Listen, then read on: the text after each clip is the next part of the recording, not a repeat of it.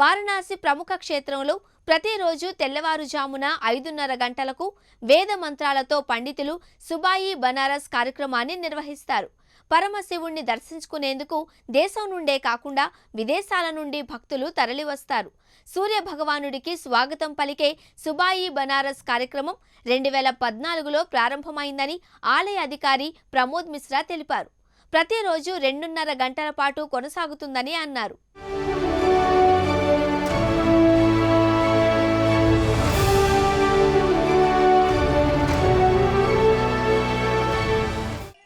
ఓం కాలభైరవాయ నమః.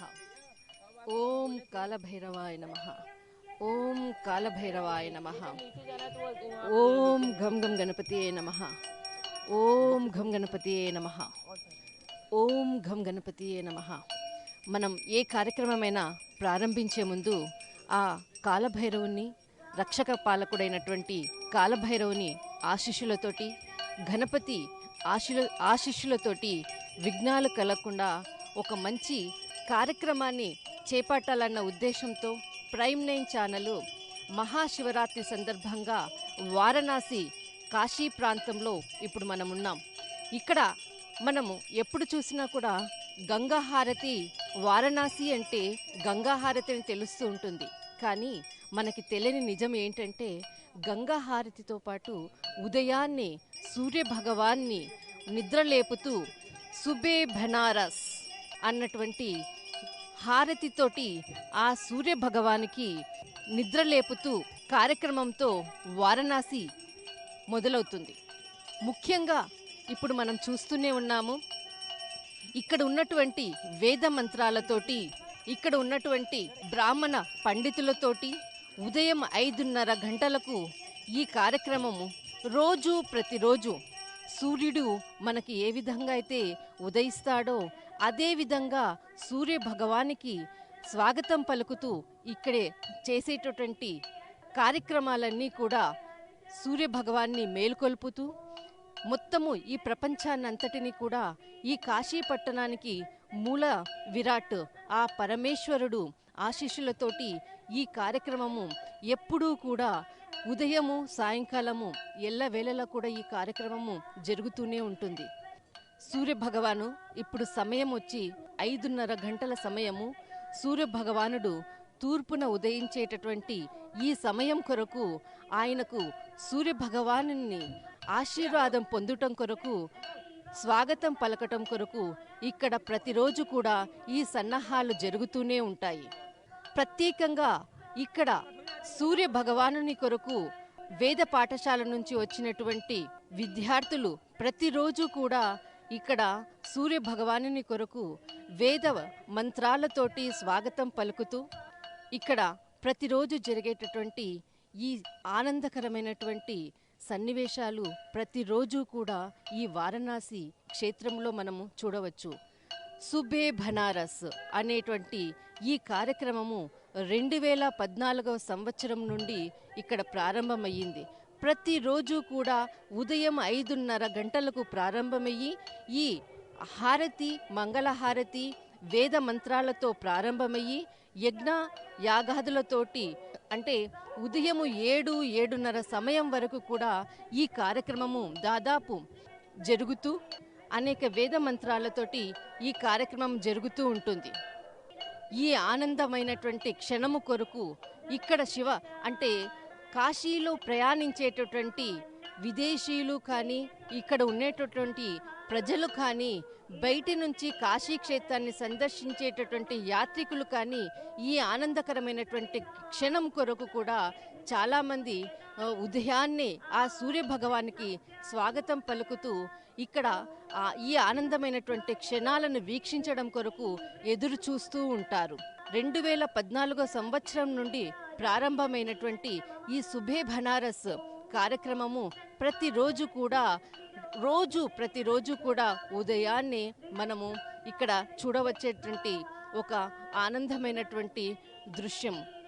దాదాపు 1.5 గంటల పాటు జరిగేటటువంటి ఈ కార్యక్రమము ముఖ్యంగా అన్ని వేద మంత్రాలతో సూర్య భగవాన్ని మనము ఈ తూర్పున ఉన్నటువంటి ఎప్పుడు ఈ కొండల మధ్యన మనకి ఆ సూర్య భగవానుడు కనిపిస్తారు అనేసి ఎదురు చూస్తూ ఉంటారు.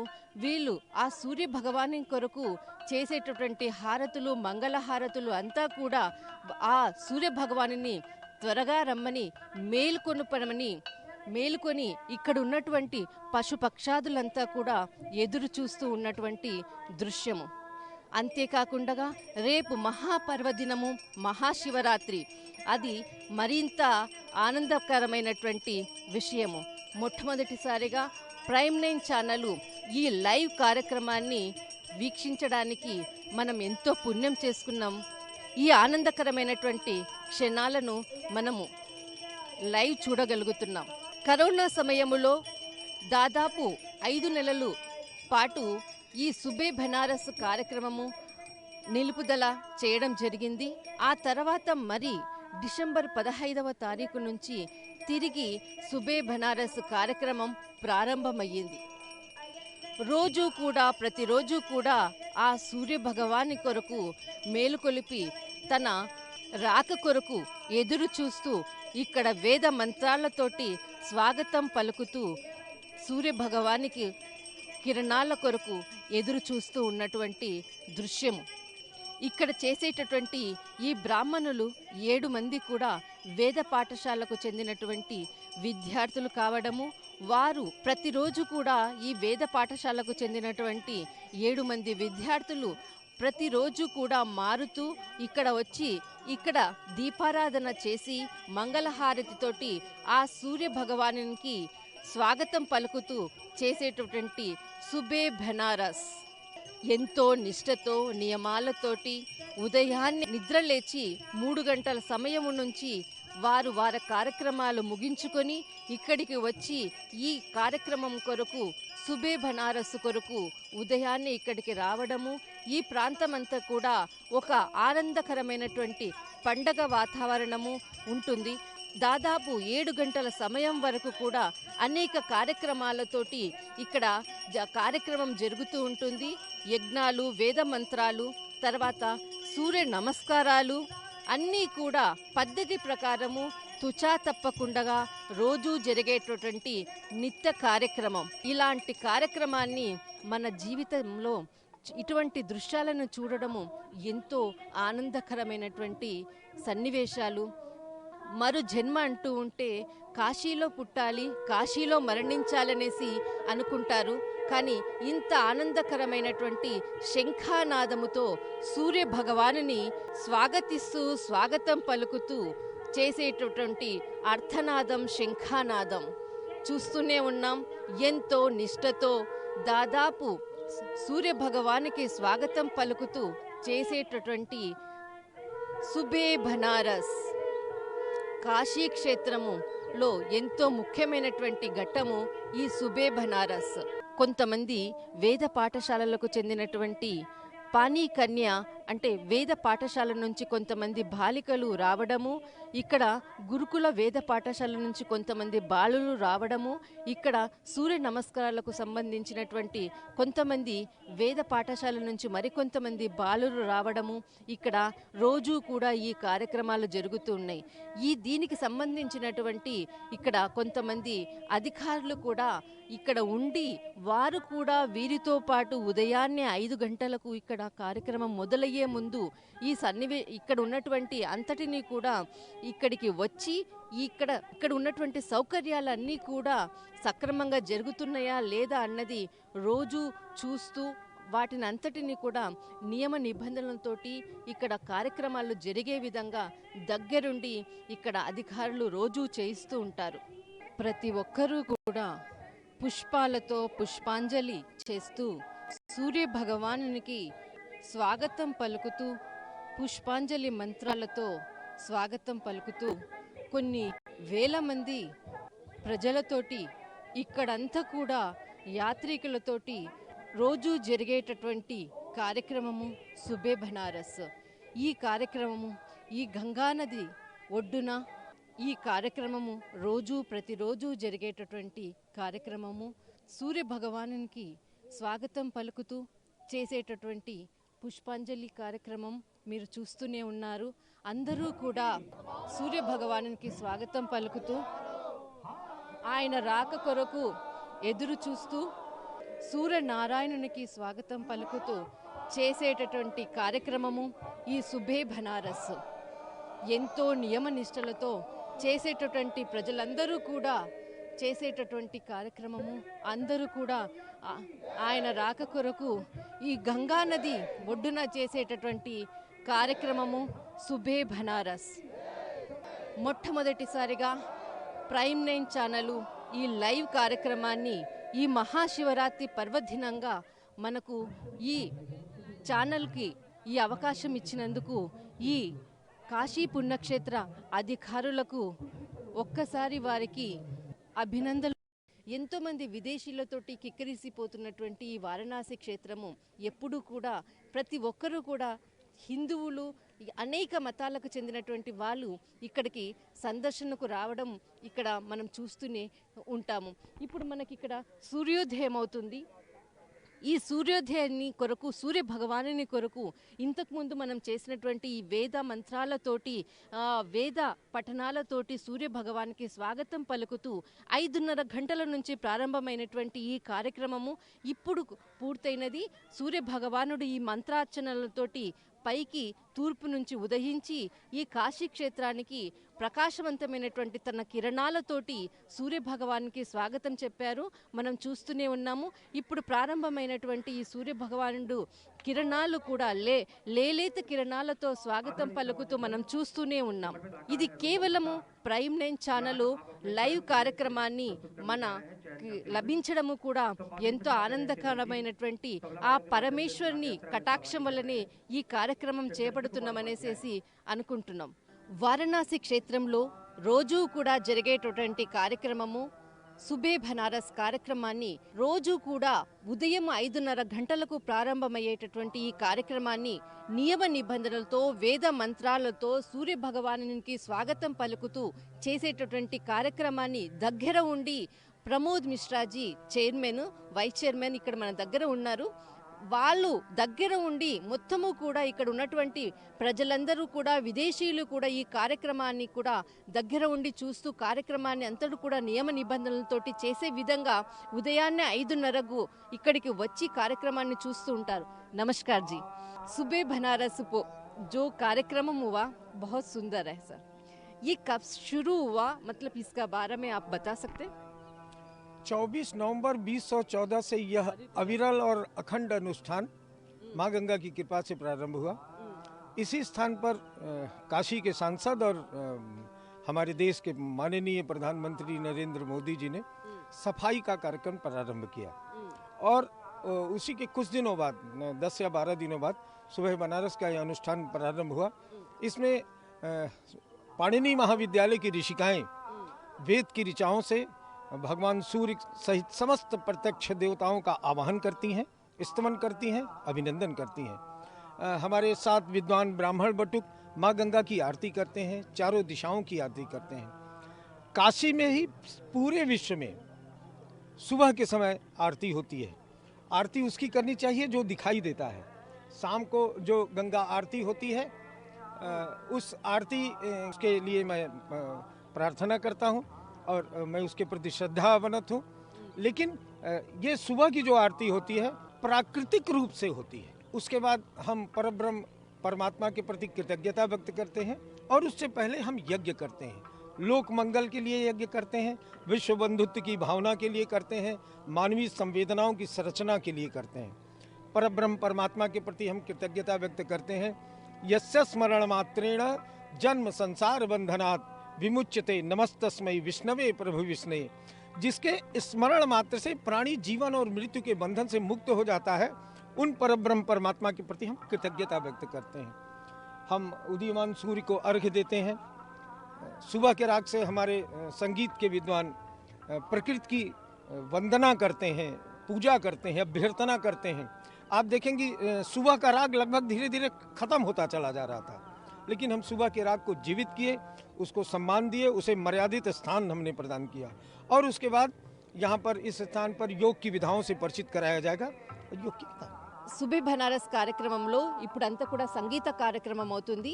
మరి కొద్దిసేపట్లో దాదాపు 1000 మంది విద్యార్థులతోటి యోగాభ్యాస్ కూడా చేస్తారు. రోజు ప్రతిదినం కూడా 2-2.5 గంటల పాటు ఈ కార్యక్రమము నిర్విఘ్నంగా, విఘ్నాలు లేకుండా ప్రతిరోజు కూడా 2014 సంవత్సరం నుంచి కూడా ఈ కార్యక్రమం జరుగుతూనే ఉన్నది. కరోనా సమయంలో కూడా ఎటువంటి అడ్డంకులు లేకుండా ఒక వ్యక్తితోటి మంగళహారతి ఇచ్చి సూర్య భగవానునికి మేలుకొల్పు స్వాగతం పలుకుతూ చేశాము. కానీ ఈ ఎక్కడ కూడా బ్రేక్ రాలేదు.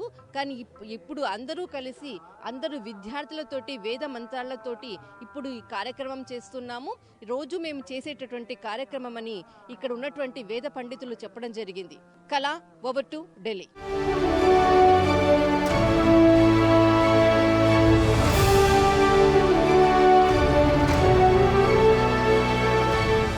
వారణాసి క్షేత్రంలో మణికర్ణిక ఘాట్ ఎంతో ముఖ్యమైంది. మణికర్ణిక ఘాట్లో వందల్లో తెలుగు పండితులు ఉన్నారు. కాశీ విశిష్టత చరిత్రను, వైభవాన్ని యాత్రికులకు తెలుగు పండితులు వివరిస్తున్నారు.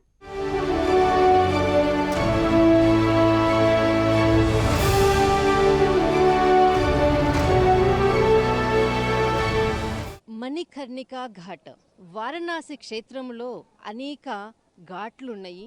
కానీ ముఖ్యమైనటువంటిది మణికర్ణిక ఘాట్. మణికర్ణిక ఘాట్ అన్నది ప్రముఖమైనటువంటి స్థలం. ఈ స్థలములో ఉన్నటువంటి మన తెలుగు పండితులు కూడా చాలామంది వందల్లో ఉన్నారు ఇక్కడ వారణాసిలో. కానీ ఇక్కడ ఉన్నటువంటి, ఇక్కడే పుట్టి పెరిగి ఇక్కడ ప్రతి అణువణువు తెలిసినటువంటి పండితుడు, ఇక్కడ అనేక మందికి కూడా ఇక్కడికి వచ్చేటటువంటి యాత్రికులకు కూడా వివరించి ప్రతి క్షణం వాళ్ళకు వెంటగా ఉండి అన్ని విషయాలు కూడా వివరిస్తూ వాళ్ళకి సలహాలు, సూచనలు ఇస్తూ కాశీక్షేత్ర వైభవాన్ని కొన్ని సంవత్సరాల నుంచి వాళ్ళ పూర్వీకులు కూడా ఇక్కడ తెలియచేస్తూ ఉన్నారు. ఇప్పుడు మనతో అభయ్ కుమార్ ఇక్కడ ఉన్నారు. నమస్తే సార్. అంటే ఈ ఘాటు యొక్క ప్రాముఖ్యత ఏంటి, దీని విశిష్టత ఏంటి ఒక్కసారి చెప్పండి. విశ్వేశ్వరం మాధవం డొండెం దండపాడిచ్చ భైరవం వందే కాశీ గుహాం గంగాం భవానీ మణికర్ణికాం. ఈ మంత్రం అంటే ఈ పృథ్వీలు 9 ఖండం పృథ్వీ, 10 ఖండమ కాశీ. ఈ 9 ఖండంలో విశ్వేశ్వరం మంత్రాలంటే ఎక్కడని చెప్తే లాస్ట్ మీద మణికర్ణిక పేరు ఖచ్చితంగా వస్తుంది. న మణికర్ణిక శమోతీర్థం న కాశీ షదృశిపురి న విశ్వేశ్వరు సమోలింగం నాష్ట బ్రహ్మాండ గోలకే. ఈ వర్డులు కాశీ లెక్క తీర్థు, ఆ విశ్వనాథ్ స్వయంభూలింగం, ఆ మణికర్ణిక మహాతీర్థం. ఇక్కడ ప్రతిరోజు మధ్యాహ్నే మణికర్ణిక హరిహరవు సాయుధ్య ముక్తి ప్రదౌ. ఇక్కడ ప్రతిరోజు 12 నుంచి 2 మధ్యలో 1 కోటి దేవతలు వచ్చి ఘాట్లు స్నానం చేస్తారు. నా జన్మ పుట్టేది కాశీ, నేను కాశీ పురోహితులు, కానీ తెలుగు నేర్చుకున్నాము. కానీ ఈ విశేషం అంటే ఈ ఘాటికి నా మణికర్ణిక. మణికర్ణిక అంటే ఇక్కడ దేవతలు వచ్చి ఎందుకు స్నానం చేస్తారంటే కాశీలో 74 ఘాట్లు ఉన్నాయి. మీరు ఎక్కడైనా స్నానం చేస్తే గంగ స్నాన పుణ్యం వస్తుంది. ఈ ఘాట్లు మీరు స్నానం చేస్తే మీ 1 కోటి జన్మాలకు మట్టు, మైలు, పాపలు, దుఃఖాలు పోతుంది. ఎందుకు పోతారంటే ఇక్కడ విష్ణుమూర్తి తపస్సు చేశారు 70,000 సంవత్సరాలు. ఆ విష్ణు చెమటకారి చెరువైంది. ఆ చెరువు మీద శివుడు పార్వతి దంపతి స్నానం చేశారు. దంపతి స్నానం చేసేటప్పుడు శివుడు పార్వతి స్నానం చేసి ప్రసన్న ఉంటే ఇలా చేశారు. దానికి శివ పార్వతి ఇద్దరిది చవు పడింది. దానికి ఘాట్ పేరు మణికర్ణిక అయిందన్నమాట. సో గంగా ముందు ఈ తీర్థు, ఇక్కడ స్నానం చేస్తే మీ 1 కోటి జన్మాలకి దోషం పోతుంది. దానికి ఈ ఘాట్ అంటే శ్రేష్ఠు. ఇవి వెనుక విగ్రహాలు ఉన్నారు. ఈ విగ్రహాలు అంటే రత్నేశ్వర మహాదేవ్. ఈ కొంచెం విరిగిపోయింది. ఇక్కడ ప్రతిరోజు అందరూ స్నానం చేసి శివరాత్రికు కదా, నిన్న శివరాత్రి రేపు అంటే ఇక్కడ చాలామంది వస్తారు, గంగా స్నానం చేస్తారు, శివుడు దర్శనాన్ని, కాశీ విశ్వనాథ్ దర్శనానికి వెళ్తారు. కాశీ విశ్వనాథ్ దర్శనానికి కూడా ముందు అక్కడ క్షేత్రపాలకులు ఉన్నారు, కాలభైరవ్ ముందు దర్శనం చేసి పర్మిషన్ తీసుకుని అప్పుడు విశ్వనాథ ఆలయం పోవాలంటుంది. దానికి ఈ విశేషం అంటే కాశీ చెప్తే కూడా కాశీ రావడానికి కుదరదు. కాశీ వచ్చి ఇక్కడ స్నానం చేయడానికి అహోభాగ్యం. డబ్బు వాళ్ళు కాశీ రావడానికి కుదరదు. పైన శివుడు ఇష్టం ఉంటే కాశీ పోవాలంటే కాళ్ళు లేనివాడు కూడా కాశీ వస్తారు. దానికి ఇది విశేషం అంటే కాశ్యాం మరణాత్య ముక్తి. స్కంద పురాణంలో రాశారు, కాశీలు ప్రాణపోతే మళ్ళీ పునర్జనం ఉండరు. దానికి ఇక్కడ ముక్తి కోసం అందరూ వస్తారు. సో ఇక్కడ దేవతలు వచ్చి స్నానం చేశారు. దానికి శివ పార్వతి ఇక్కడ స్నానం చేస్తే శివుడు పార్వతి పడింది మడి, నాగమణి. దానికి కోనేరు పేరు మణికర్ణిక అయింది. సో ఈ నీళ్ళు చూసుకోండి, ఇది విష్ణు చెమట. ఈ ఎండాకాలంలో చల్లగా ఉంటుంది, ఆ చల్లకాలంలో వేడిగా ఉంటుంది. శివరాత్రిలో ఓం నమ శివాయ జపం చేస్తే మంచిది. కానీ బయటవాడు పడుకుంటారు, యాత్రికులు వచ్చేవాడు పడుకోరు. ఏదైనా ఆలయంలో కూర్చొని శివ జపం చేస్తే ఓం నమ శివాయ శివ శివాయ నమః అని చెప్పి అక్కడ ఉండిపోతే మహాపుణ్యం. దానికి విశేషం అంటే పంచకోశ యాత్ర. పంచకోశ యాత్ర అంటే అస్సలు 5 రోజు పెడుతుంది. ఒక్క రోజుకి యాత్ర రాసుకోలేదు. ఇప్పుడు నడవలేని వాడుకు బండి అన్ని ఫెసిలిటీ, కానీ దానికి విశేషం ఏం లేదు. కాశీ జనపుట్టే వాళ్ళకు పంచతీర్థీలు ఉంటుంది. అస్సి వరుణ మధ్యలో ఉండేది స్థలం అంటే వారాణసి. దానికి పంచకోశ యాత్ర అంటే శ్రేష్ఠ శివు యాత్ర, శివ పార్వతి. అప్పుడు యాత్రకి వెళ్తేప్పుడు హర హర మహాదేవ శంభో కాశీ విశ్వనాథ గంగే ఇలా చెప్పాలి మాత్రం. మళ్ళీ మితిగా ఇంటి మాటలు ఇది మాటలు మన చెప్పడానికి ప్రపంచాల అవసరం లేదు. మన ఊరికే శివు పార్వతి వినాలి, యాత్రకు పోవాలి, అదే మొత్తం. ధన్యవాదాలు గురుజీ. విన్నారు కదా అభయ్ కుమార్ చెప్పినట్లు, అంటే ఈ మణికర్ణిక ఘాటు తర్వాత ఈ చక్రకుండంకు సంబంధించినటువంటి అనేక విషయాలు ఈరోజు సాయంకాలం జరిగేటటువంటి యాత్ర విశేషాలను ప్రత్యేకంగా వివరించడం జరిగింది. దాదాపు ఈ యాత్ర 5 రోజుల పాటు జరగనున్నది. కానీ కాలక్రమేణా ఒక్క రోజుకే ఇది కొంతమంది ఫ్యాషన్గా చేస్తున్నారు. దాదాపు 76 కిలోమీటర్ల వరకు యాత్ర ఉంటుంది. అయితే మొత్తం మీద ఈ మహాశివరాత్రి ముందుగా 5 రోజులుగా చేసేటటువంటి ఈ యాత్ర ఆ శివపార్వతుల కొరకు చేసేటటువంటి యాత్ర అనేసి తెలియచేయడం జరిగింది. Over to Delhi.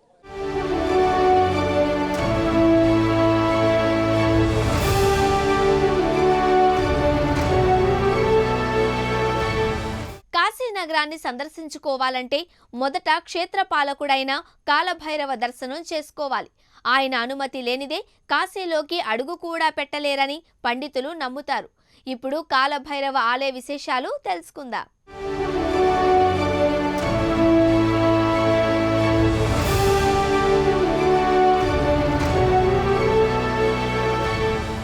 కాశీకి వచ్చేటటువంటి ప్రతి భక్తుడు కూడా మొట్టమొదటిగా కాశీ నగరాన్ని సందర్శించుకోవాలంటే క్షేత్రపాలకుడైనటువంటి కాలభైరవ దర్శనం చేసుకోవాలి. ఆయన అనుమతి లేనిదే అడుగు కూడా పెట్టలేరు కాశీలో. ఇది సత్యపరమైనటువంటి వాక్కు. చాలామంది జరిగినటువంటి ఉదాహరణలు కూడా వివరించడం జరిగింది. ముఖ్యంగా మనం ఇప్పుడు కాలభైరవ స్వామి టెంపుల్ దగ్గర ఉన్నాము. మనం లోపలికి వెళ్దాము. ఒక్కసారి ఇది కాలభైరవ టెంపుల్. అయితే ఇది క్షేత్ర మందిరము. ఆ పరమేశ్వరుని దర్శించుకునే ముందర ముఖ్యంగా కాలభైరవ ని అనుమతితోటి ఈ స్వామి యొక్క దర్శనం చేసుకోవాల్సి ఉంటుంది. అయితే ముఖ్యంగా లోపడంతా కూడా మనం చూస్తూనే ఉన్నాము, చాలా రద్దీ అయినటువంటి స్థలము. అయితే ఒక్కసారి చూడండి, రేపు మహాశివరాత్రి సందర్భంగా మొత్తము మందిరం అంతా కూడా చాలా రద్దీగా ఉన్నది. కాలభైరవ స్వామి టెంపుల్.